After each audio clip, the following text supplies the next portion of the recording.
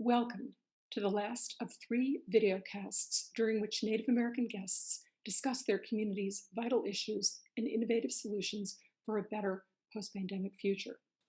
In the past 2 weeks, we've heard about leading edge, yet traditional, youth, food, and housing projects. Wildfire management is another tribal practice proven effective over millennia that has become extremely important nowadays. For more on it, look for articles by Deborah Kroll, Krol, in the Arizona Republic. Its homepage is azcentral.com. Links to our three videocasts will remain available 24/7 on the Facebook page of our presenter, Staten Island Out Loud. You can also get to them directly by going to YouTube and searching for my name, Stephanie Woodard, plus Spirited Sundays. Staten Island Out Loud is a community reading and performance project that offers these events and others for the Big Read, the National Endowment for the Arts series presented in partnership with Arts Midwest. The series celebrates An American Sunrise by United States Poet Laureate Joy Harjo, who is Muscogee Creek. Today, our guests are Barb and O.J. Siemens, the Rosebud Sioux co-directors of Four Directions Voting Rights Group. We'll also feature appearances by Secretary of the Interior Deb Holland of Laguna Pueblo and champion jingle dancer Acacia Red Elk of the Umatilla tribe. Barb and O.J.'s work at Four Directions has been central to increasing Native enfranchisement. Additional important groups in this effort include the Native American Rights Fund, the National Congress of American Indians, the Voting Rights Project of the American Civil Liberties Union, and the Lawyers Committee for Civil Rights. For their part, Barb and O.J. have been part of successful federal voting rights litigation for years. They have also set up many vigorous internet-enabled Get Out the Vote campaigns on reservations and during the Georgia Senate runoff election. Thanks to their efforts, attempts to stop Native people from voting have, at times, led to Barb and O.J. doubling voter turnout. Leading up to the 2020 election, presidential candidates took part in a Four Directions presidential forum in Sioux City, Iowa. Quote, "We are going from protest to power," end quote. I learned from Judith LeBlanc, director of the Native Organizers Alliance and a co-host of the forum. I'll now read an excerpt of my book, American Apartheid, The Native American Struggle for Self-Determination and Inclusion. I'm an investigative reporter, and in the book, I chronicle my 20-plus years of reporting on human rights issues and cultural continuity in Indigenous communities. In the passage you're about to hear, I'll tell you more about Barb and O.J. As I do, you'll see images of their work on the ground and in the courts. The election of 2016 will not go down in history as a victory for rights and justice, except in Indian country. By the time reservation polling places opened that year, hard-fought voting rights lawsuits and negotiations, along with vigorous Get Out the Vote campaigns, had resulted in greater access to the ballot box in several Western states with substantial Native populations. These included South Dakota, North Dakota, Montana, Nevada, Utah, Arizona, and Alaska.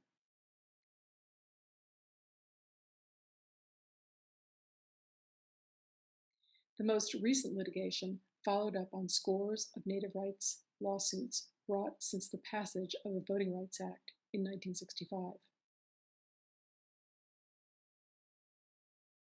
The nation's First Peoples are still fighting county by county for equal access to registration and voting, acceptance of the types of identification they can readily obtain, such as tribal IDs, redrawing of gerrymandered districts, and the opportunity to show up at the polls without fear of harassment. Participation means empowerment, according to O.J. Siemens, the Rosebud Sioux co-director with his wife, Barb, of the civil rights group Four Directions. Their work since founding the nonprofit in 2003 has been central to increasing Native enfranchisement. Quote, "Equal rights make it possible for us to improve ourselves and to protect the earth," Siemens told me. "People always say we have to better ourselves, and this is how we'll do it. If you don't vote, you're not at the table when decisions are made. Keeping us from the ballot box is a way of preventing us from improving our lives, our communities, and our economies. End quote. I first met OJ in September 2010 when he was at a meeting in Hot Springs, the seat of white majority Fall River County, South Dakota, to demand that voters on Pine Ridge Indian Reservation be allowed the same access to the ballot box as voters in non-Native communities. Hot Springs is a dusty little resort town where big pickups chug slowly down the main drag, past sandstone buildings housing shops and hotels. In the nearby Black Hills, buffalo graze in pine-rimmed meadows, and the cliffs are studded with rose quartz and tourmaline. Fall River County's officials, who run elections on an outsourced basis for most of neighboring Pine Ridge, had quit in a raucous meeting 3 weeks before, leaving the reservation with no way to vote in person, on Election Day, or during the 46-day period when the state's voters can early vote. Fall River's non-Native voters would be fine, as the officials had retained that portion of their duties. Eventually, with intervention from the Justice Department, Oglala's got to vote early for a few partial days, as well as on Election Day. During the early voting period of a subsequent federal election, the county had another brainstorm, posting a county sheriff in the doorway of the reservation polling place. With his 10-gallon hat, generous paunch, and drooping mustache, he looked like he'd been sent over from central casting. His presence effectively intimidated tribal members, many of whom decided it was too risky to cast a ballot. Voter turnout dropped precipitously from hundreds per day to less than 20. Were Native voters' concerns far-fetched? Not at all, said Siemens. Quote, "For us, there's a lot of history behind the sight of a white man in uniform. And on Pine Ridge, you can't ignore memories of the Wounded Knee massacre, which happened within miles of the polling place. The Justice Department placed monitors in the polling places. The sheriff went back to his usual patrols, and Pine Ridge voter turnout rebounded to previous levels." Welcome, Barb and OJ. You and Indian Country have been going from strength to strength these days. Deb Holland of Laguna Pueblo heads the Department of the Interior. Indigenous people have important posts at a lot of other agencies. In relation to the building of a pipeline, the UN has, for the very first time, questioned US fulfillment of treaty promises. There's been more mainstream media attention, and we have seen the bipartisan introduction in Congress of the Native American Voting Rights Act of 2021. So, do you feel less invisible now than you did as recently as the 2020 election, when CNN referred to Native voters as a group as something else? Have things improved at all along those lines? First of all, there's a good and bad in being recognized. The good is that people also know we're there. The bad is that because they know they're concentrating more on developing different types of voter suppression. They're very aware of the power of our vote, and therefore they're looking at finding different ways to lessen that power. One of them right now we're concentrating on is the current redistricting.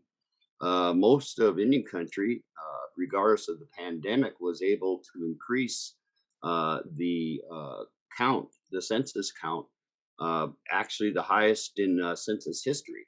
Um, but just because your numbers increase doesn't mean you're going to get that empowerment, because they could use that number to actually dilute the vote. So, I mean, it's a never ending battle. You always have to stay constant. You have both done educational work about registration and voting all over Indian country. What results do you see? But it used to be we felt intimidated because of the way the workers treated us, the poll watchers. But now that we have information on it, know about it, we can speak up for ourselves. Your family as a whole is involved in voting and voting rights. On Pine Ridge, during the federal election, I observed your daughter, Donna, managing a successful Get Out the Vote campaign encompassing many voters, many drivers, and a lot of territory. Even beyond that, your family extends itself for the betterment of others. I was raised that way. My dad and mom always told me, you take care of other people. People used poor Indians that didn't have anything to eat would come to our house, and we had dirt floors, and they would feed them. Always be kind to people and treat people the way you want to be treated. When you grow up like that, you feel that way. It's just in you, and that is our culture, though. Can you tell us a little bit more about the Native American Voting Rights Act? Four Directions was part of a group called the Native American Voting Rights Coalition. We held hearings throughout the United States and Indian country. I chaired one that was in North Dakota, and I also chaired one that was in Wisconsin. And we were able to bring in tribes from all over the country. We also had it on the East Coast, down south, and on the West Coast.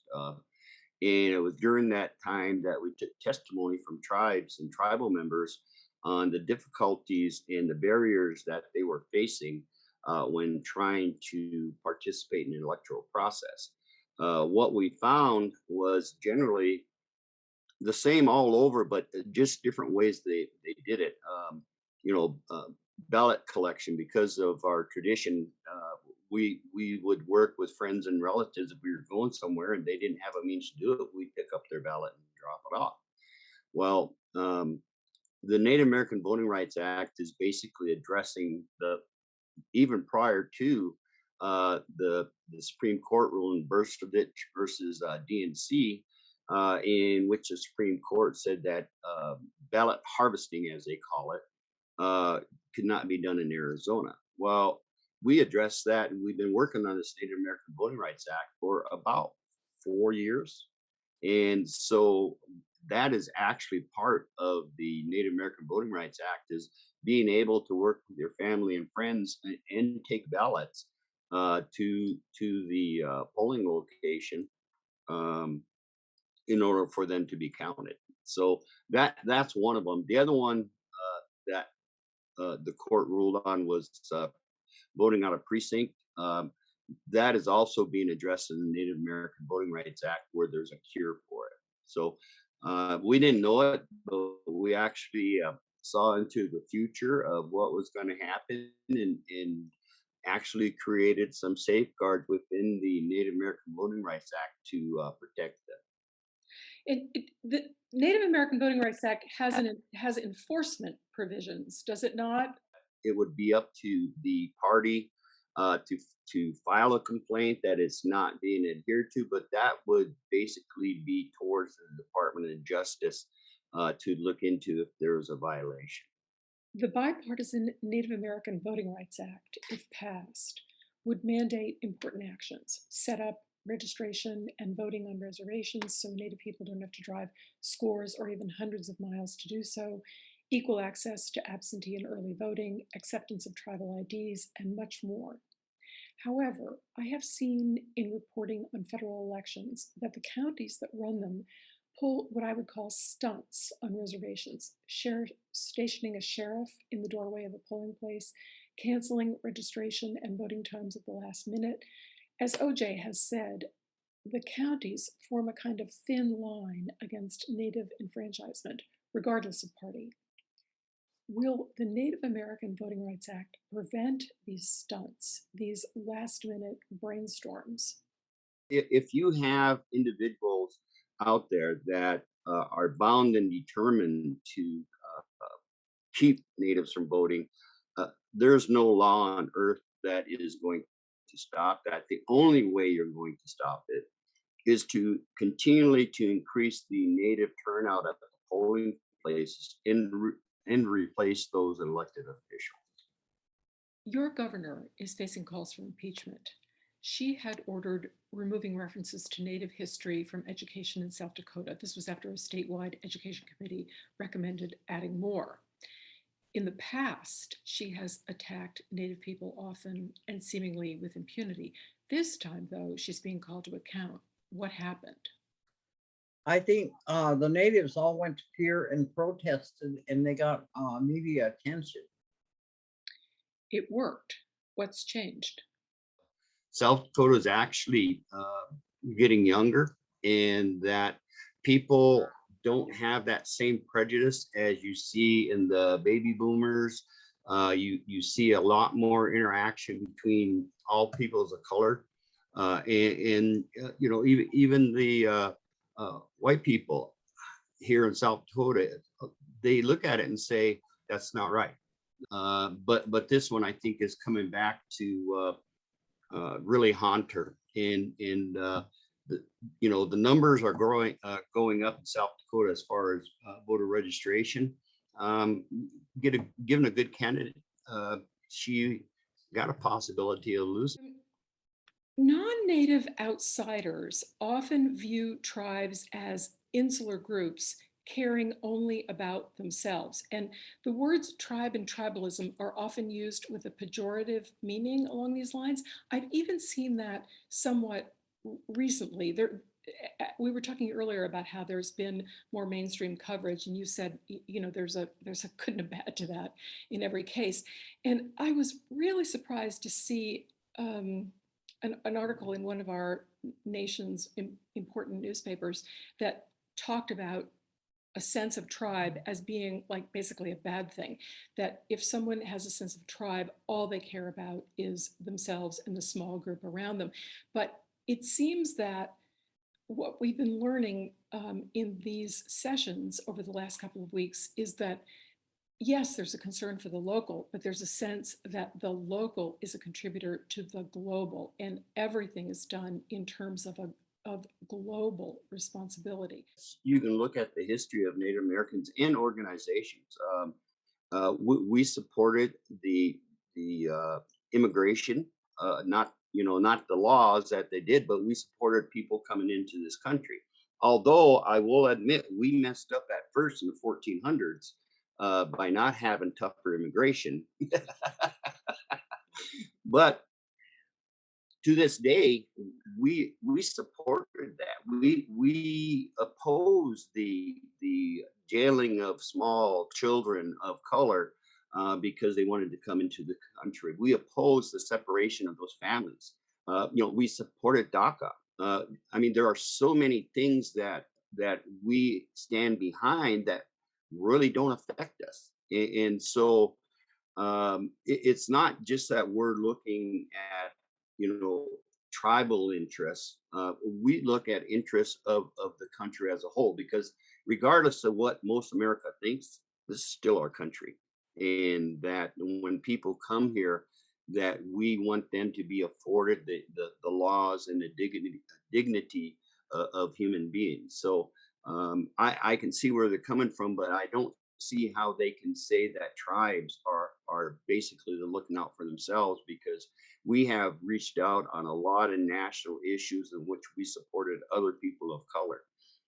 Just to let you know, is Four Directions actually has a memorandum of understanding with Fair Fight out of Georgia, and we're working with them in the state of Georgia, and we're working with the Native Americans there. And we have another memorandum of understanding with Fair Count. Now, Fair Fight is with Stacey Abrams. Fair Count is with Janine Abrams McLean, her sister. But it's not just Indian issues over there. I mean, we are looking at the laws that have been passed. Natives have joined the lawsuit filed in Georgia on the restrictiveness of the legislation to reduce the turnout of people of color. And so we're constantly doing things that affect people nationally, not just people of color, but uh, all people. Speaking of you're doing positive things on behalf of the country, Native people as a population group contribute the highest percentage of their population to the armed forces, and you yourself are a veteran, OJ. And it's part of our tradition. This goes back thousands and thousands of years, in which we always had a responsibility that each of different societies within the tribe had obligations, and one of them's being an Akichita, in which you serve in the armed services. So it's basically a tradition that's been handed down over and over from generation to generation. So that's what you see when you see natives joining the military, is that tradition. But that tradition also is the fact that we have, we've signed treaties, but the land's still ours. The treaty I look at as like a long-term lease for the United States. which they never honored. Thank you, Barb and O.J. Siemens of Four Directions Voting Rights Group. In the next video clip, we'll see Deb Holland of Laguna Pueblo during a Four Directions town hall held online prior to the Georgia Senate runoff election. She is speaking about the importance of voting. At the time, she was a congressperson and one of the first Indigenous women elected to Congress. In the following clip, she had been appointed Secretary of the Interior and the first Indigenous member of a presidential cabinet. This was her first White House press conference. Now, let's go to the Four Directions Town Hall. We can't give up. This is our land, this is our country, and we need to fight for it every single chance we have, and this election is no different. And it's up to us. If we don't vote, somebody else makes the decisions for us. It's time for us to stand up to make sure that we get out and exercise our right to vote. It's a fundamental constitutional right. We're Americans, and we need to make that happen.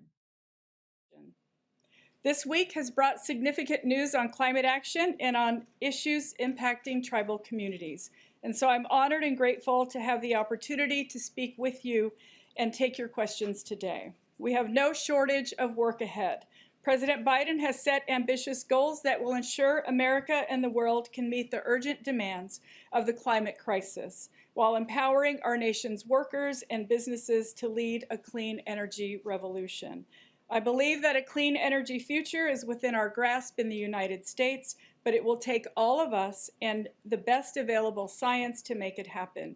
The Interior Department is in a unique position to be a leader in putting our nation on a path to achieve net zero emissions, create good paying jobs, and benefit underserved communities. We have taken steps in just the past few weeks to advance offshore wind proposals, restore balance to management of our public lands and waters, and create jobs, and revitalize land in coal communities. I'll also touch on Interior's work to honor our nation-to-nation relationship with Indian tribes and uphold our trust and treaty responsibilities. I believe, just as President Biden does, that we must engage tribal nations with an all-of-government approach, and one need look no further than the First Lady's visit to the Navajo Nation to speak and hear from tribal leaders and Indigenous people. For too long, Indian issues were relegated to the tribal offices within federal agencies. If we're going to make sure that Native American and Alaska Native communities thrive, that tribal sovereignty is respected and strengthened, and if we are truly to repair our nation-to-nation relationships, then that means every federal agency needs to be thinking boldly about our obligations to Indigenous peoples. We finish today with a special appearance by champion jingle dancer Acacia Red Elk. She is a brilliant dancer and teacher and the originator of powwow yoga, in which she unites the healing strength of yoga and meditation with that of Indigenous jingle dance. The meditation and dance you're about to see were part of Four Directions online powwow intended to encourage Native people to go to the polls in Georgia. During the narration accompanying the meditation, Acacia articulates what we have learned from Native speakers over the past few weeks, that tending the local is part of caring for the global. Here, the local is as particular as you. Having cared for yourself, you are able to care for others in the world around you, including by voting. My name is Acacia Red from the Umatilla tribe. I'm from the northeastern state corner of Oregon. And today I'm going to share the Jingle dress dance with you today as a healing dance. But before that, I'd like to go into a short guided meditation. This meditation is called the Medicine Man, and you will understand how important this meditation is once we go through it. So I'd like you to close your eyes. Just find a comfortable seat.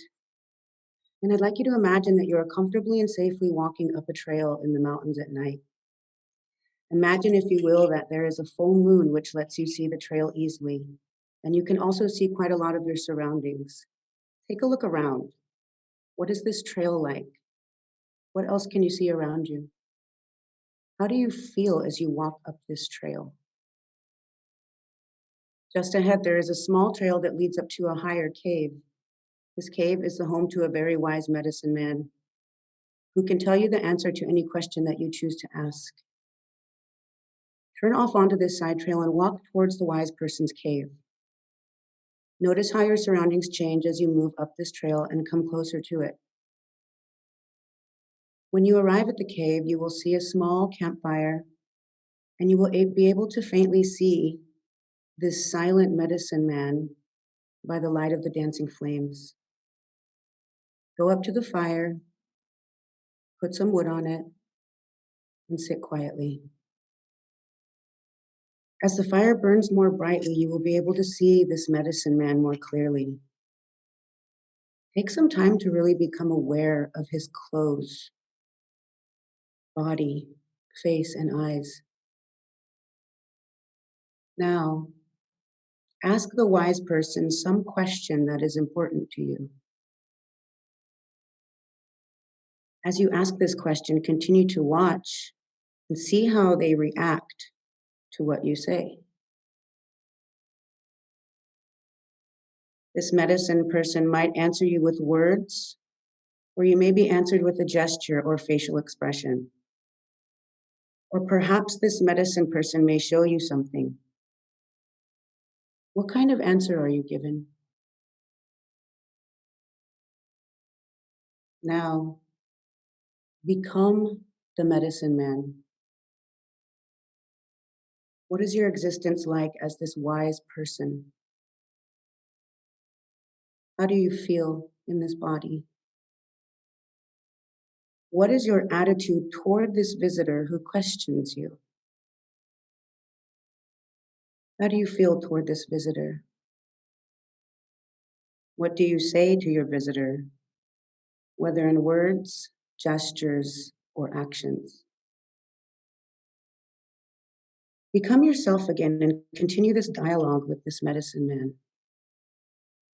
Do you understand what you are being told? Do you have any further questions? How do you feel toward this wise person? Now, become the wise person again. Continue the conversation. Is there anything else that you can say to your visitor?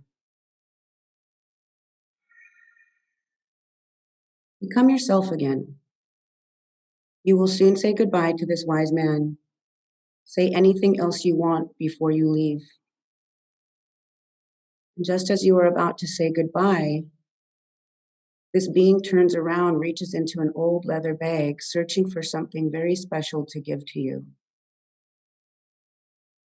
The wise man takes it out of the bag and gives it to you to take home. Look at the gift. How do you feel towards the wise person now? Express how you feel and slowly say goodbye. Now turn away and start walking back down the mountain trail, carrying your gift with you. As you walk back down the trail, look around carefully so that you will remember how to find your way back when you wish to visit again. Be aware of your surroundings and how you feel. Now keep your eyes closed and bring your gift with you as you return to this room. Take some time to now examine this gift in more detail. What were you given? Really discover more about it. Turn it over in your hands and examine it carefully.